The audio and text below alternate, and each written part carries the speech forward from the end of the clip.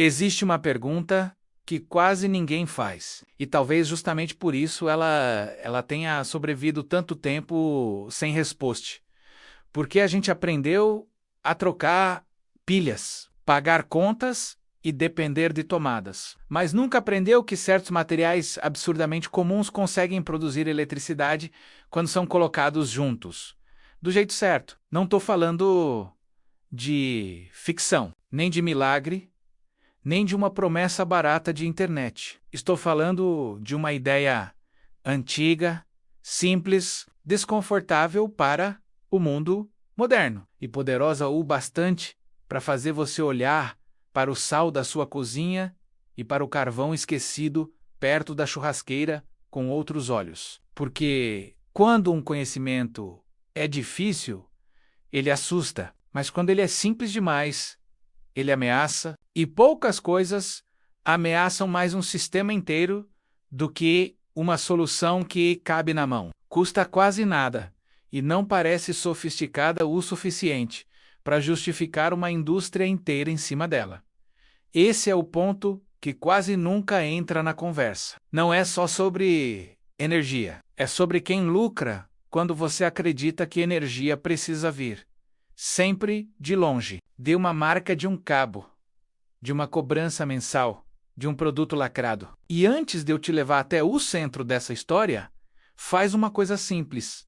Se inscreve agora. Não porque eu queira interromper o que você está sentindo, mas porque esse tipo de descoberta quase nunca aparece duas vezes no mesmo lugar. Se esse tipo de conhecimento te prende, se ele mexe com a sua curiosidade, então fica por perto.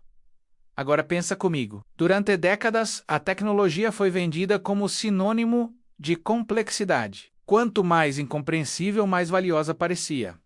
Quanto mais componentes, mais legítima. Quanto mais distante do alcance de uma pessoa comum, mais científica ela soava. Só que a eletricidade nunca começou assim. Ela começou com observação, com metal, umidade, sais, reações, materiais imperfeitos e mentes obstinadas, testando o óbvio até o óbvio se tornar revolucionário. O problema é que o óbvio raramente gera fidelidade de marca. O óbvio não cria dependência. O óbvio, quando funciona, ensina autonomia. Volta comigo para o fim do século XIX. O mundo ainda estava tentando entender como domesticar a eletricidade. Linhas de telégrafo costuravam distâncias que antes pareciam impossíveis. Inventores improvisavam laboratórios em fazendas, oficinas, porões, galpões. Não existia esse culto moderno à embalagem bonita. O que existia era uma obsessão brutal por descobrir o que os materiais faziam quando eram colocados sob pressão, em contato, em desequilíbrio. E foi nesse ambiente que apareceram experimentos que hoje soam quase heréticos, sistemas de baixa potência, usando solo úmido, sais, carbono, metais diferentes, correntes pequenas porém persistentes. Energia suficiente para provar um princípio que o mercado, mais tarde, preferiu tratar como curiosidade de rodapé. Entre essas figuras esquecidas estava Nathan Stubblefield, um inventor americano que enxergava na Terra não apenas chão, mas meio condutor, meio químico, meio ponte para algo maior. O nome dele quase nunca é lembrado ao lado dos gigantes mais comercializáveis da eletricidade. E isso por si só já diz muita coisa. Stubblefield experimentava com o que não vinha de um império industrial, não tinha a proteção de uma corporação, tinha, acima de tudo, uma insistência incômoda, a de provar que havia energia disponível em arranjos muito mais simples do que os modelos que acabariam dominando o século seguinte. O que tornava aquilo tão perturbador não era a voltagem, era a ideia. Sempre foi a ideia, porque quando você mostra que materiais acessíveis conseguem sustentar uma corrente elétrica utilizável em certas condições, você quebra uma narrativa central do mundo moderno, a de que geração e armazenamento de energia precisam ser, por definição, inacessíveis ao cidadão comum. E não, isso não significa que uma célula improvisada vá substituir toda a infraestrutura do planeta. Essa é justamente a caricatura usada para ridicularizar o assunto. O ponto nunca foi esse. O ponto é outro. O ponto é que existe um território inteiro.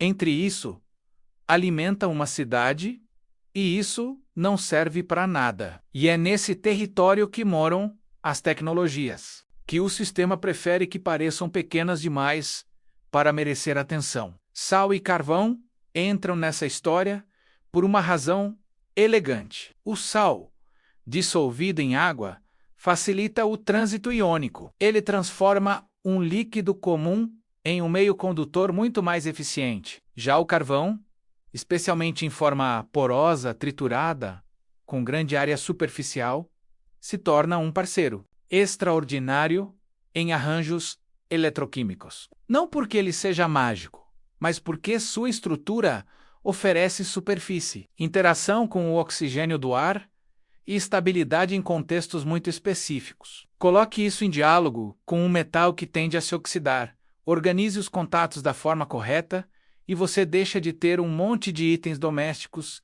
isolados. Você passa a ter uma célula eletroquímica. É aqui que muita gente escorrega. O cérebro foi treinado para achar que se algo parece simples, então não pode ser sério. Só que a história da ciência está lotada de humilhações aplicadas ao senso comum. O simples já mudou o mundo muitas vezes. A roda era simples. A alavanca era simples. A fermentação foi usada muito antes de ser compreendida. E as primeiras pilhas também não nasceram de centros tecnológicos reluzentes. Nasceram do confronto entre materiais, da diferença de potencial, do desgaste de um metal, do movimento invisível de cargas. O luxo veio depois. A publicidade veio depois. O monopólio narrativo veio depois. Então, por que quase ninguém fala de células baseadas em princípios como esses? Porque o século XX não premiou necessariamente o que era mais livre, ele premiou o que era mais escalável, mais vendável, mais portátil, mais padronizável, mais embalável, mais fácil de transformar em hábito de consumo. Uma fonte modesta, estável e barata para usos específicos. Pode ser fascinante do ponto de vista técnico. Mas uma solução descartável, substituível e universalmente comercializável é muito mais atraente para o mercado. A diferença entre uma descoberta celebrada e uma descoberta abafada nem sempre está na física. Muitas vezes está na contabilidade. E é nesse momento que a história deixa de ser apenas química e vira civilização. Repara no padrão. Aquilo que reforça a dependência recebe investimento, distribuição, currículo, propaganda, presença cultural. Aquilo que aumenta a autonomia demais costuma ser empurrado para a periferia do debate. Não precisa de uma conspiração cinematográfica com portas trancadas e vozes sussurrando em corredores escuros. Basta algo muito mais eficiente. Silêncio, desinteresse institucional e o velho truque de chamar de ultrapassado tudo pata, o que ameaça o modelo lucrativo. Mas vamos ao coração da coisa. O que uma célula com sal, carbono e metal realmente representa. Ela representa conversão, não criação do nada, não energia infinita em sentido literal. Esse nome chama atenção, mas o fenômeno real é mais bonito do que o exagero. Você tem um sistema no qual um metal se consome ao reagir. Elétrons são liberados. O eletrólito permite a movimentação iônica. O carbono participa como suporte do processo de redução, frequentemente associado ao oxigênio do ar. O resultado é corrente elétrica. Não é misticismo, é eletroquímica. E justamente por ser eletroquímica, ela é repetível, observável, testável, medível. A parte quase poética disso tudo é que a matéria-prima não impressiona ninguém. O sal está ao lado do fogão. O carvão vive no saco rasgado da área de serviço, do quintal, da garagem. O alumínio ou outro metal reativo está em utensílios, folhas, sucata, embalagens. Água. Os recipientes podem ser banais. Parece pobre demais para ser importante. E esse talvez seja o maior disfarce dessa história. O extraordinário está escondido sob a aparência do comum. Imagina agora a cena de forma concreta. Não um laboratório branco, mas uma mesa qualquer. Um copo plástico. Água morna. Sal suficiente para saturar a mistura. Carvão esmagado até virar pó escuro. Um cilindro de metal formando o anodo. Um condutor central sem encostar diretamente nesse metal. Você monta isso sem fanfarra, sem trilha épica, sem tecnologia de ficção. E então encosta os terminais de medição. É nesse instante que a narrativa dominante começa a rachar, porque o visor não está lendo opinião. Ele está lendo diferença de potencial. Ele está lendo química organizada. Claro, vem a pergunta inevitável. Isso alimenta a minha casa? Não. E essa honestidade é importante. Uma célula, assim, não foi feita para substituir toda a rede elétrica, ligar ar-condicionado, geladeira, chuveiro e a rotina energética de um mundo viciado em alta potência instantânea. Esse não é o jogo dela. A força dessa tecnologia está em outro lugar. Aplicações de baixa demanda, sistemas de emergência, iluminação modesta, sensores, demonstrações educacionais, experimentos duradouros, cenários onde permanência vale mais do que explosão de potência. O erro é desprezar algo só porque ele não faz tudo. Quase nenhuma tecnologia séria faz tudo. Na verdade, foi essa obsessão por desempenho imediato que empurrou certos princípios para o esquecimento. A economia moderna ama o pico, ama o arranque, a descarga forte, o produto pequeno com promessa grande. Só que existe um tipo de valor invisível para quem pensa só em consumo instantâneo. A persistência, uma corrente baixa, estável, previsível e obtida com materiais baratos, não é sexy na prateleira, mas em contextos específicos ela é brilhante e talvez seja justamente por isso que ela tenha sido deixada de lado na cultura popular. O que não rende espetáculo geralmente não rende marketing. Ao longo do tempo, experiências com baterias de terra, pares metálicos enterrados, em solo úmido e configurações primitivas de alimentação elétrica mostraram que o planeta ao nosso redor nunca foi tão inerte quanto parecia. Em certas condições, o solo participa, a umidade participa, os sais dissolvidos participam. Materiais diferentes, quando forçados a coexistir eletricamente, contam uma história de tensão e troca. O século XIX entendeu isso com mais humildade do que o nosso. Hoje, muita gente acha que só é ciência se vier escondida atrás de uma blindagem industrial. E isso nos leva ao aspecto mais incômodo de todos.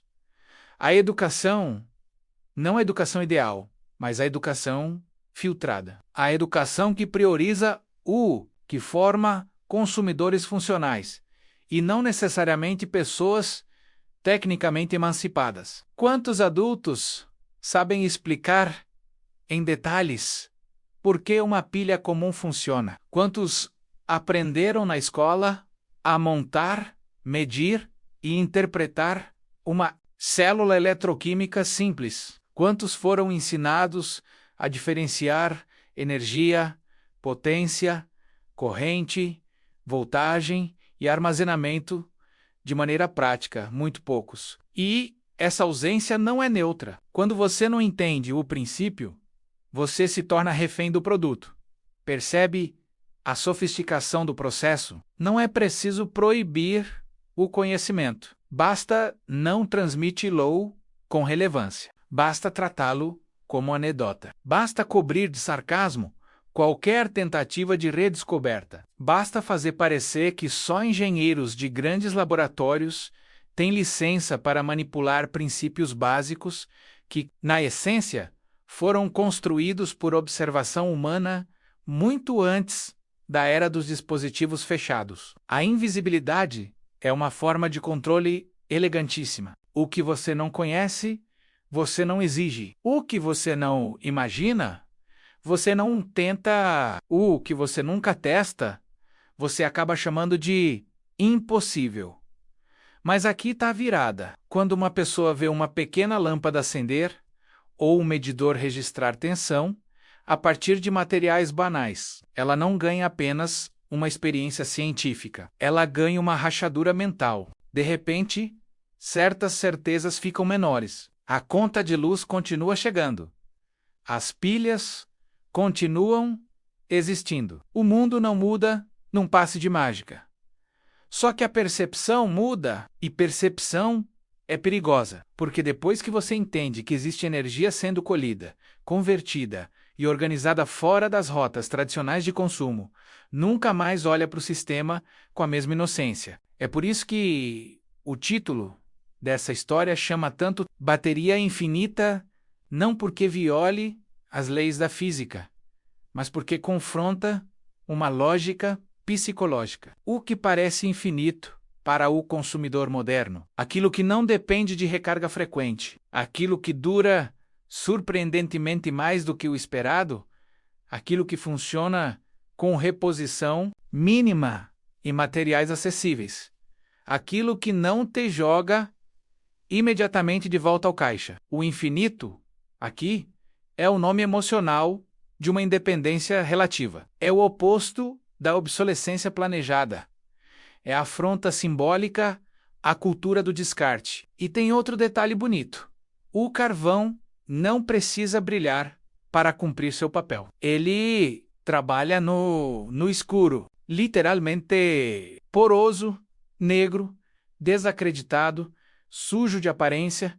Ele participa de uma arquitetura química silenciosa, enquanto o metal se sacrifica e o eletrólito faz a ponte. Há algo quase filosófico nisso.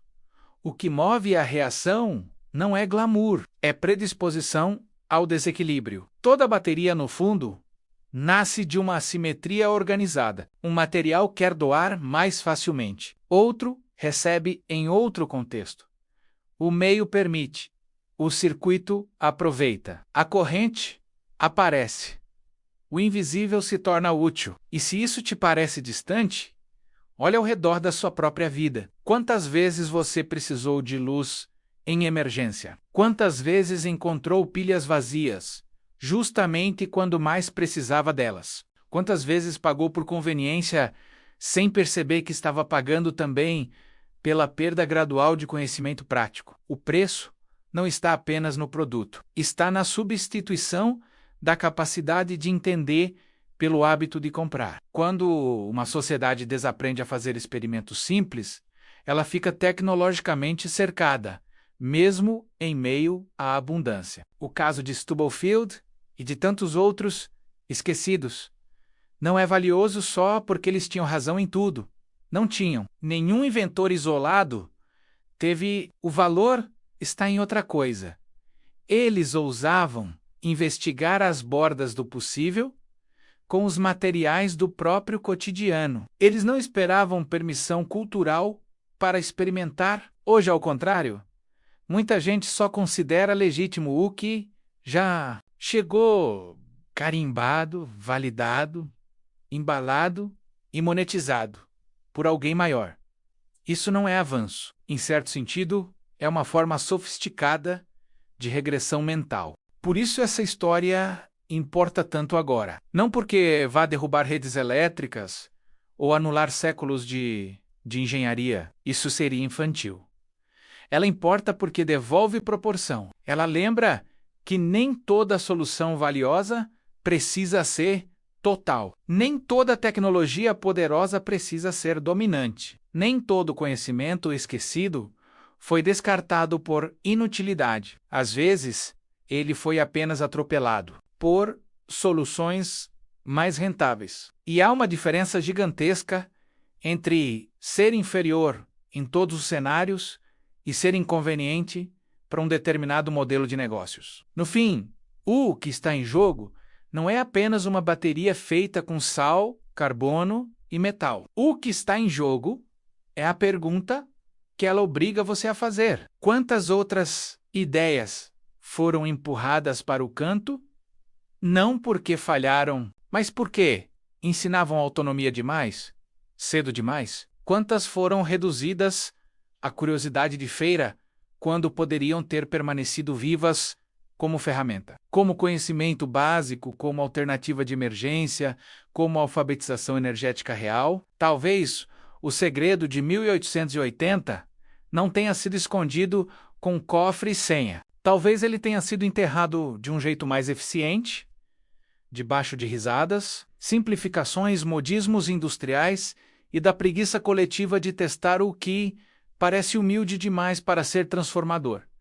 Só que a verdade tem um defeito maravilhoso. Ela não precisa estar na moda para continuar funcionando. A química não pede licença à publicidade. O elétron não consulta estratégia de marca. A reação acontece ou não acontece. E quando acontece, ela devolve ao mundo uma evidência difícil de domesticar. Então guarda isso. Nem tudo que é pequeno é irrelevante.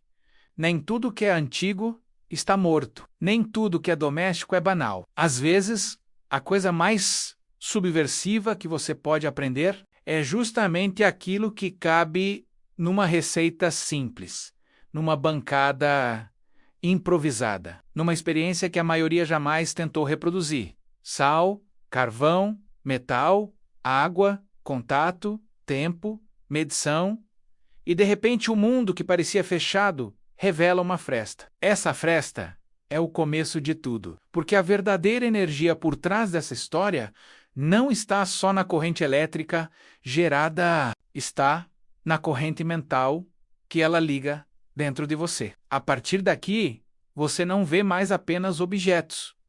Você vê relações. Não vê mais apenas produtos. Você vê princípios. Não vê mais apenas consumo. Você vê possibilidade, e quando isso acontece, alguma coisa muda para sempre. O na tomada. Mbok.